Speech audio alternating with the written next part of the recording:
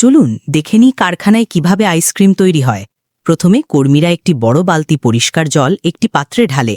এরপর তাতে দুধ, চিনি এবং ফ্লেভার যোগ করা হয়। তারপর ভালোভাবে মেশানো হয় যতক্ষণ না সব কিছু সমানভাবে মিশে যায়। মেশানোই মিশ্রণটি একটি পাম্পের মাধ্যমে মেশিনে নিয়ে যাওয়া হয়।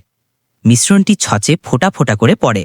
ছাঁচে যখন মিশ্রণটি জমে যায় তখন কর্মীরা কাঠের স্টিকগুলো নির্দিষ্ট জায়গায় বসিয়ে দেয়।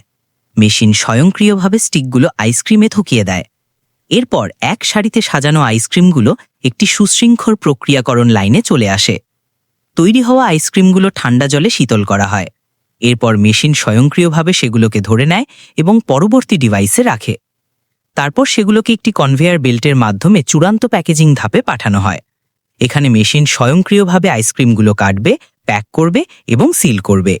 এইভাবেই একটি আইসক্রিম তৈরি হয়ে যায়। পুরো প্রক্রিয়াটি পরিষ্কার পরিচ্ছন্ন এবং স্বাস্থ্যকর, যা দেখে জিভে জল এসে যায়। আপনি হয়তো নিজে খাবেন না, তবে আপনার বন্ধুদের নিশ্চয়ই খাওয়াবেন।